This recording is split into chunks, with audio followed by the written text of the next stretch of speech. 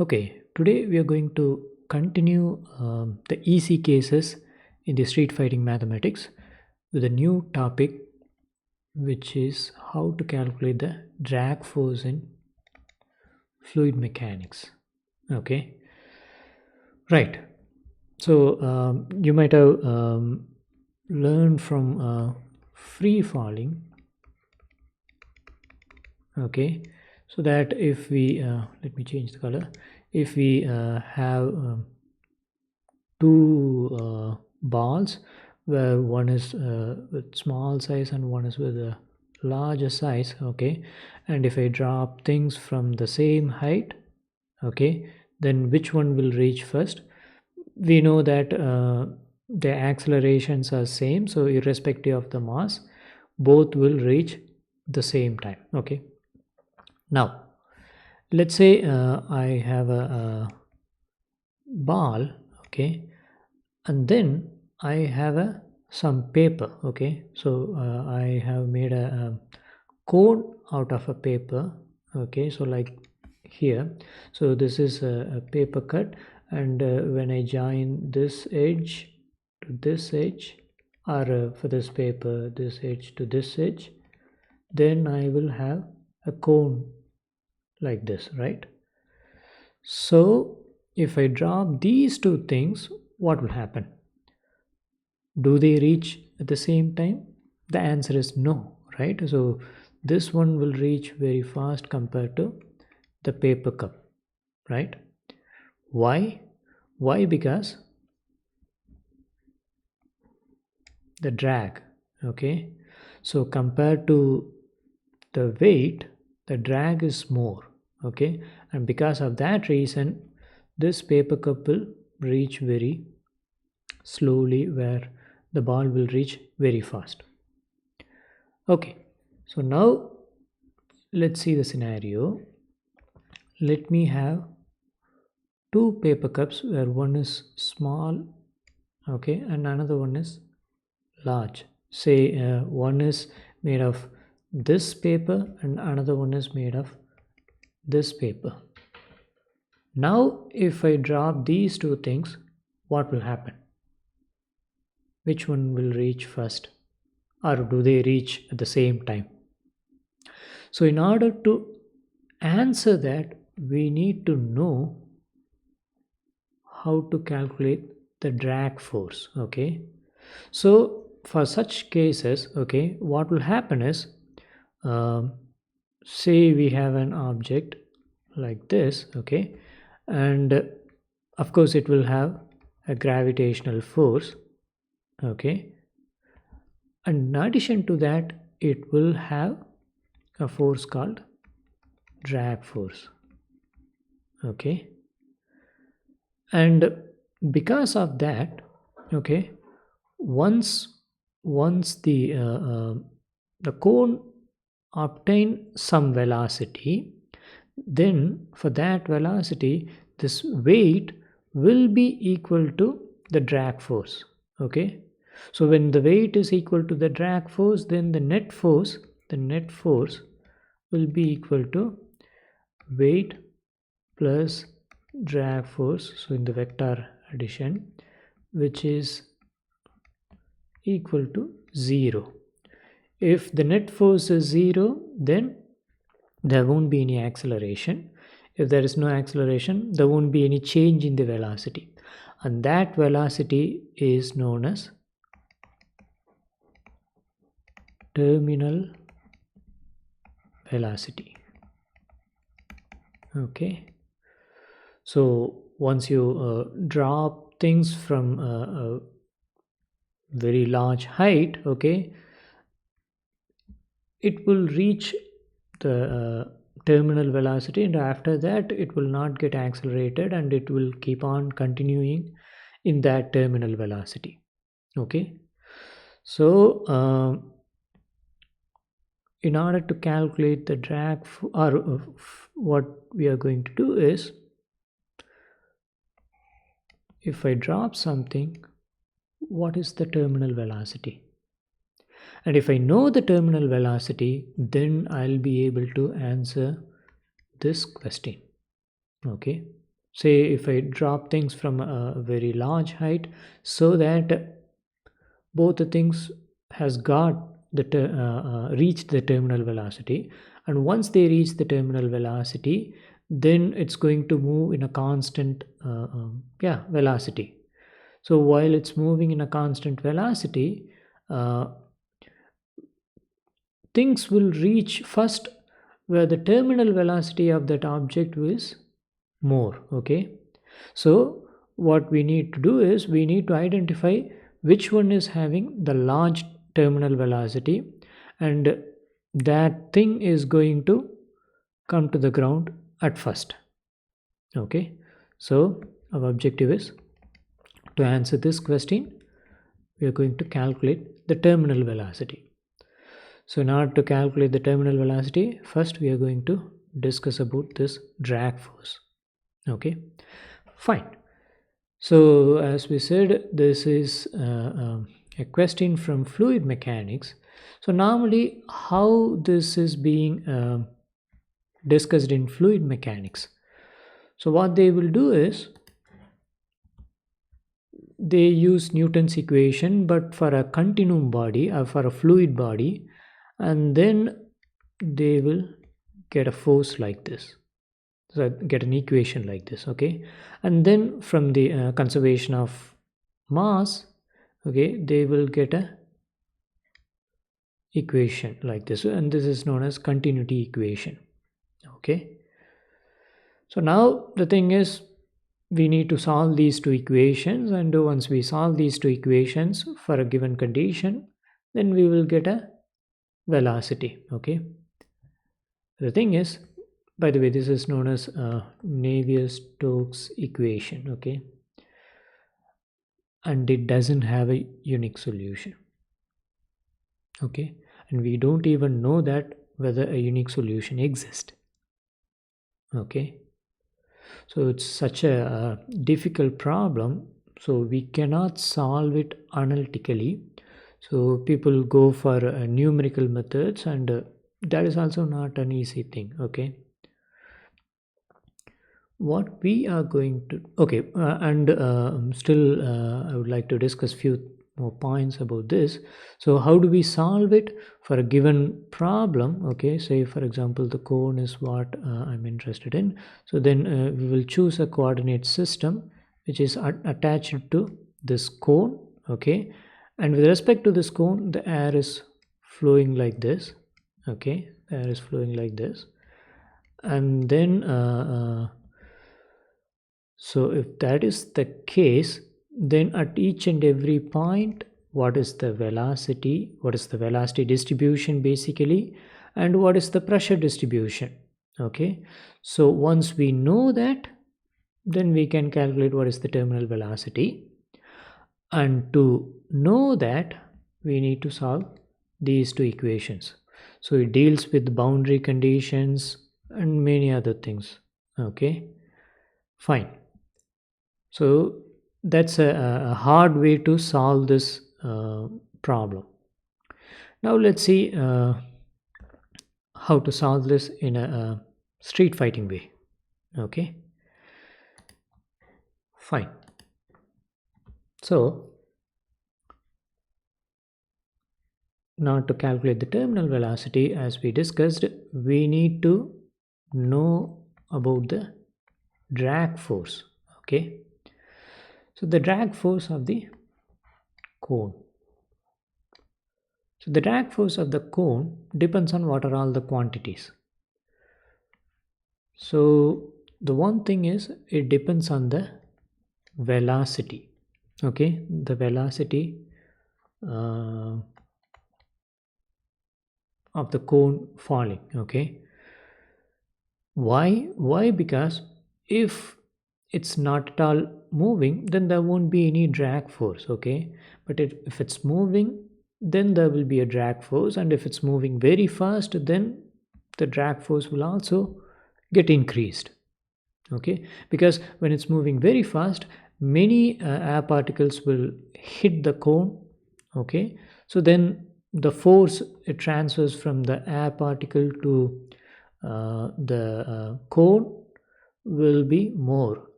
So for that reason, the fd is going to be a function of v, velocity. Okay, and what about this one, the radius or the size of the cone? Okay, does it depend on the size of the cone, whether it is small one or large one? The answer is yes. Okay, why? Because if the velocity, sorry, if the cone shape is small, then very few number of air particles will hit. At the same time, the cone shape is large, then many air particle will get hit. Okay, for that reason, it also depends on the size of the cone. How about the density of air?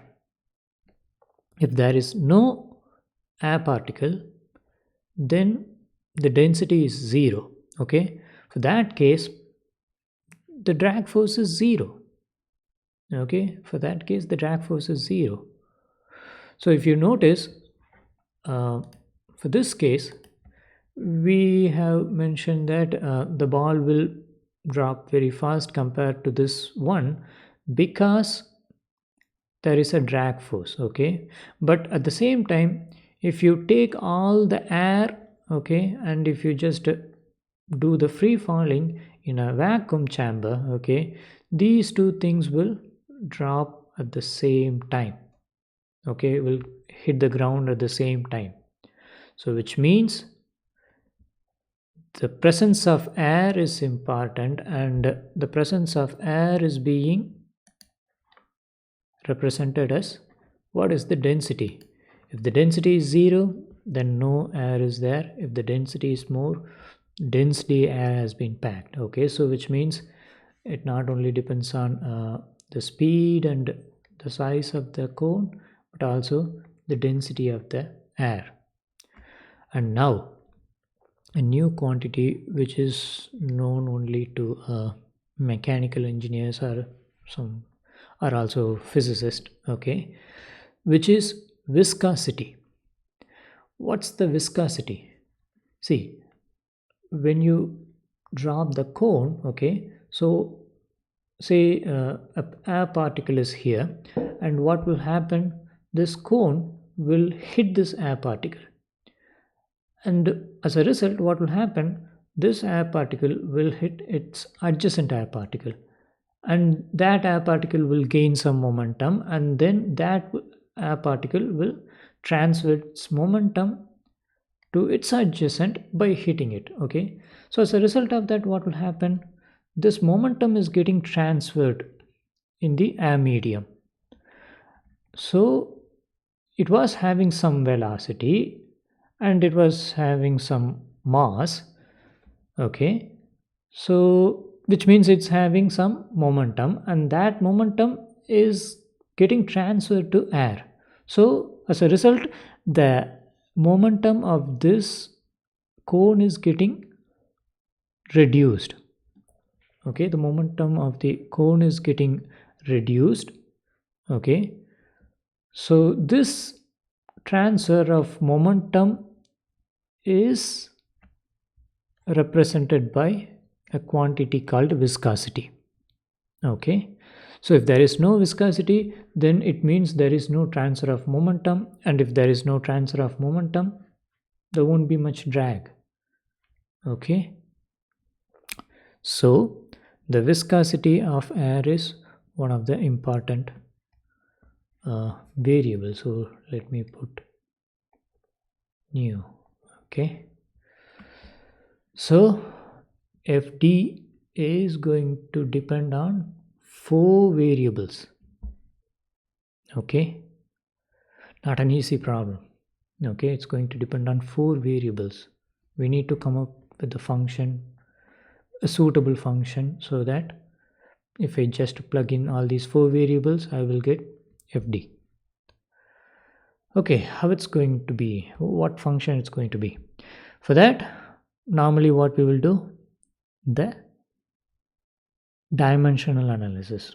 Okay, if we have only three variables, then we can easily get the form, but we have four variables, which means if I try to if I use the dimensional analysis, I will end up with two terms. Okay, so this fd is going to be a function of two terms, say f1 and f2. Okay, where f1 is this and f2 is this. So all I have done is take these four quantities, okay, and I try to identify the combinations which will be equal to f. Okay, the dimension of those combinations will be equal to f. So one answer which I have got is this one, and the another answer which I have got is this one. Okay, you can check with this dimensions. Fine. So still not an easy problem. Okay, because this function could be anything. So anything such that finally the dimension has to be force. Okay, so which means, what are all the options I have? It could be f1 plus f2. Okay, or it could be say f1 square divided by f2, that is also having a unit of force, and it could also have root f1 and f2, and where I mean the linear combinations. Okay, or it could totally depend only on f1 and not on f2, something like that. Okay, so right now we cannot say any of those things. Okay, so still a large number of possibilities are there. Fine. Now what I'm going to do is I'm going to make certain parameters dimensionless number so that I will further reduce the number of independent variables. Okay, so what am I going to do? So I'm going to divide f by f1. Okay, and the function, okay, which is a function of f1 and f2, okay, where this f1 I'm going to divide that by f2, and then f2 I'm also going to divide that by f2. So as a result I'm going to have a function only of f1 by f2. Okay, because this f2 by f2 is just equal to 1, right?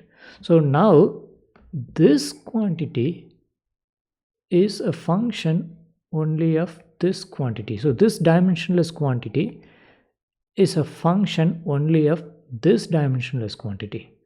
So this is what I have substituted these terms and rewritten it like this. Okay, so this dimensionless quantity is a function only of this dimensionless quantity. Okay, see, we try to identify the function with four variables, and then we have reduced that into only one variable. Okay, so now we need to identify what is this function, but you need to appreciate the progress we have made from four variables to one variable. Okay, so that can be seen from this statement. So this is one of the statement from a physicist. Okay, so it says that a good table of functions of one variable, which we have achieved finally, right? One variable may require a page, that of a function of two variables a volume, that of a function of three variables a bookcase, and that of a function of four variables a library. Okay, so what we have done is the possible functions, okay, the number of possible functions if I write which could occupy the entire library, that I reduced into the possible functions which require just a page. Okay, such a reduction we have achieved using dimensional analysis. Okay, fine. Now what are we going to do? By the way, one thing, so here this f actually represents f drag. So if you're wondering what's f, it's nothing but f drag. Okay, right. So now once again let me rewrite that equation. F by rho v square r square is equal to f of r v by nu. Okay, so what is this quantity? So this quantity is also known as a dimensionless number, which is called Reynolds number. Okay, so in fluid mechanics you will learn something called Reynolds number. So which means this quantity is a function of Reynolds number. Okay, so now we are going to identify the Reynolds number roughly, okay, for our case. So for our case, the R, okay, which is, so for the dimension which we have taken, okay, so we have taken this is 1 inch. Okay, so which means roughly the dimension is maybe I will take some easy numbers. So roughly the dimension is the value is 0.1 meter. Okay, and then the velocity. Okay, so the velocity here I'm going to calculate. Say for example, if I drop the cone from our height, okay, so which will be in the range of 1.4 meter to 2 meter, right? So I hope I have covered most of the people.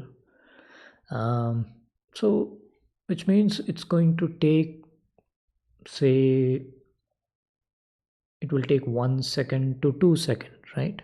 So roughly I can say that if that's the case, the average velocity will be 1 meter per second.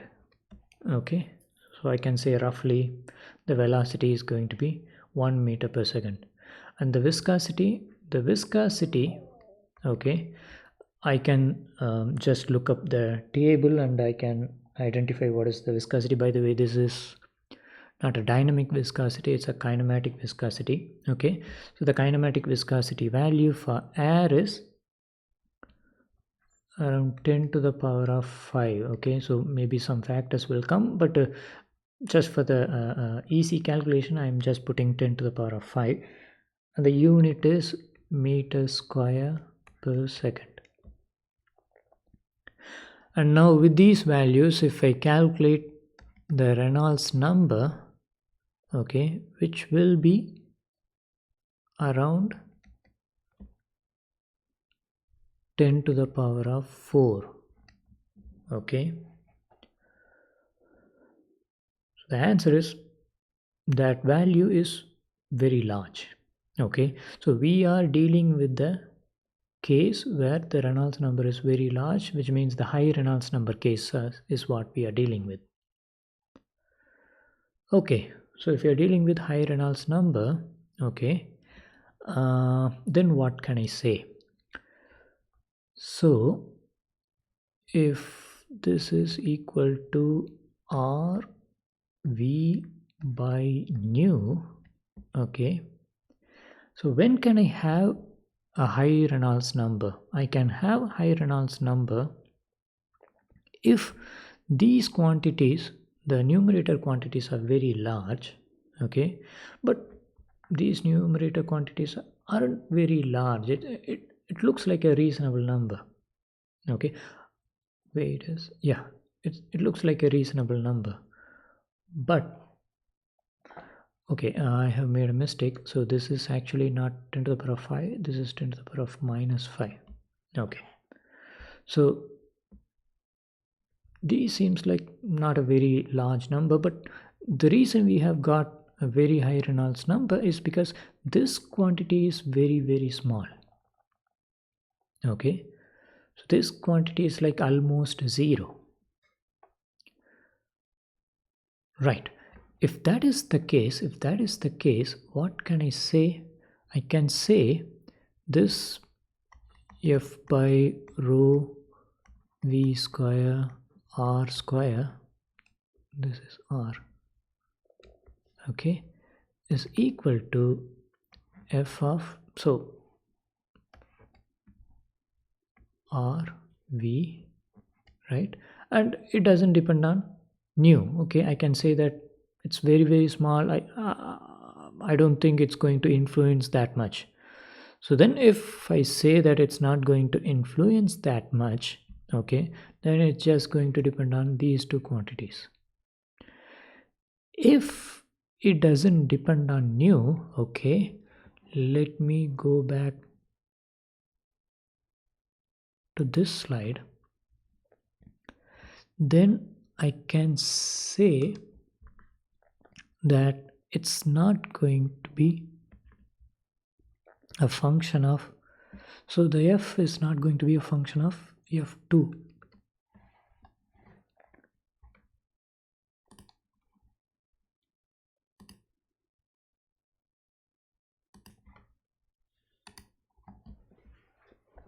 Okay, so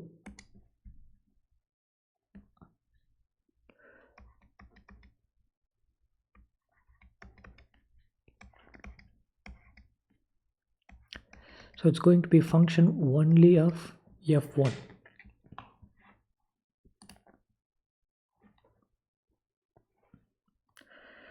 So from that, what I can say is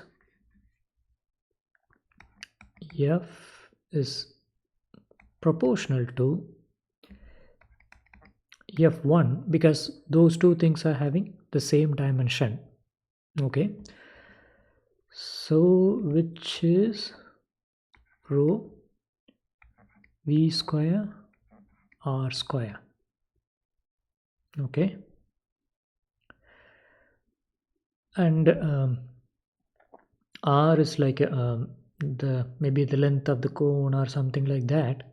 So that can be so the r square can be considered as the area, the facing area. Okay, so for example, if this is the cone, okay, so if I look from here, I will see a circle, right? Maybe that area.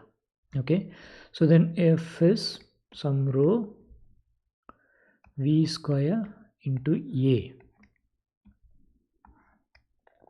So that's the drag force, and this drag force, we haven't assumed any shape, right?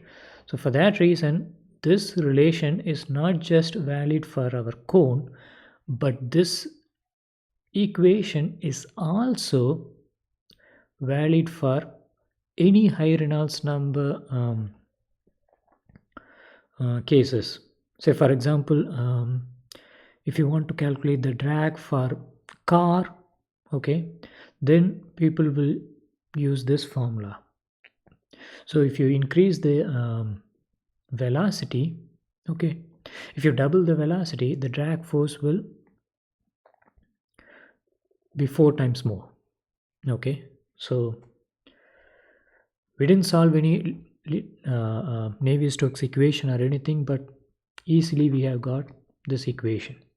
Okay, fine. So now we have got this equation. Now let's see, let's try to calculate the terminal velocity. So once again, once the body reaches terminal velocity, the drag force is equal to mg, right? So the drag force Fd, and the drag force is equal to some constant into rho, some constant. Okay, I'll do one thing.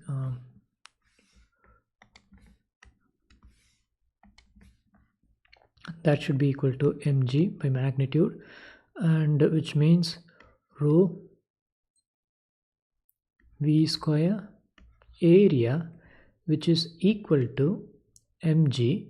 So for m, the paper, the weight of the mass of the paper is going to be equal to the density of the paper. So rho p to represent the density of the paper, and then the thickness of the paper. So t, the thickness of the paper, and then the the cross section area of the paper, which is kind of same, the a. Okay, um, the thing is, this is exactly not the cross section area, the total area of the paper, but it's going to be proportional. Okay, so maybe with some proportionality constant I can add here. Okay, and what else it's going to depend on? Okay, then I have to put g.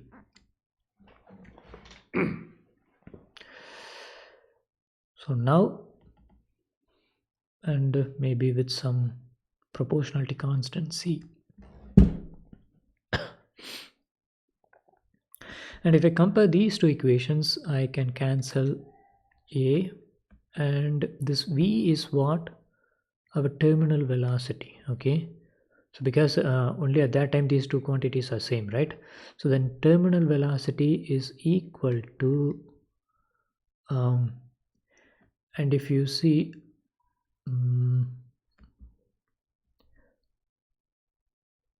or let me say, instead of equal to, it's going to be proportional to root, okay, root row of paper g divided by row, and yeah, I need to put t. Okay, so now our initial question. Okay, the initial question is, what will happen if I take a small paper and then large paper and then made a cone out of those two papers, and if I drop it?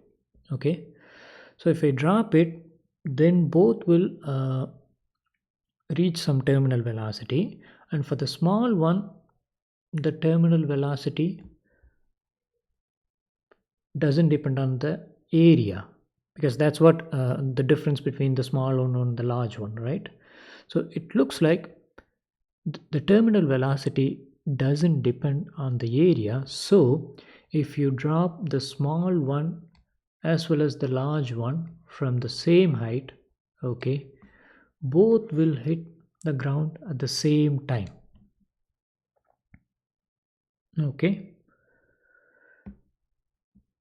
but in the free fall, okay, in the free fall, say for example, if I take two balls, okay, and then if I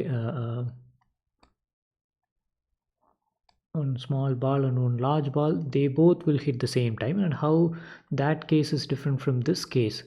um, Here we have drag, but still it looks like both will hit at the same time.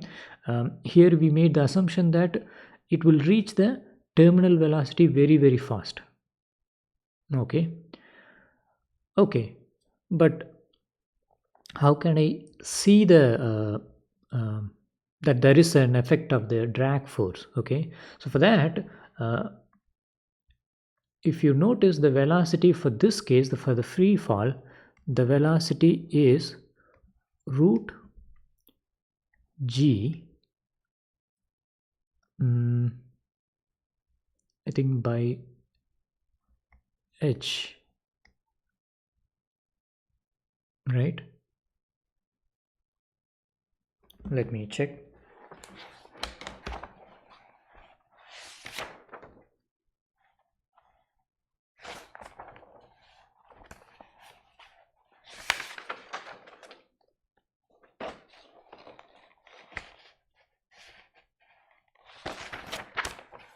Sorry, the velocity is actually not g by h, it's gh. Okay. Okay, and we know the time taken, which is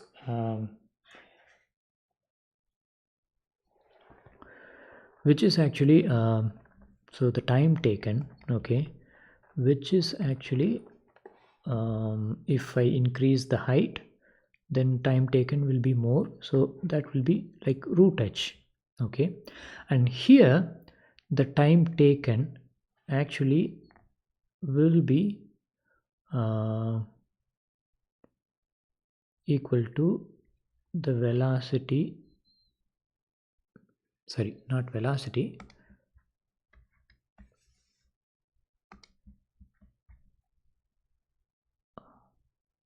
the distance by velocity. Okay, so if you take two things, okay, and it will take the same time, and if we drop from the same height, it will reach the ground at the same time. Okay, and here also it will hit the ground at the same time. Now instead of dropping it from h, okay, instead of dropping it from h, and if you drop it from 2h, what will happen? The time will increase from t to root 2t. Okay, where in this case, if you increase the height h to 2h, here the time will increase from t to 2t. Okay, so what you can do is you can make a cone like this with different sizes, okay, and do two experiments. So one is drop it from the same height, okay, and check whether they are hitting at the same time, and then uh, one you drop from the height h, another you drop from 2h, and then check how long does it take. Okay, so that will give you a rough idea whether our answer in calculating the terminal velocity is correct or not. Okay, fine. So with that we conclude the easy cases, and from next video we will discuss a new topic on street fighting mathematics. Thank you.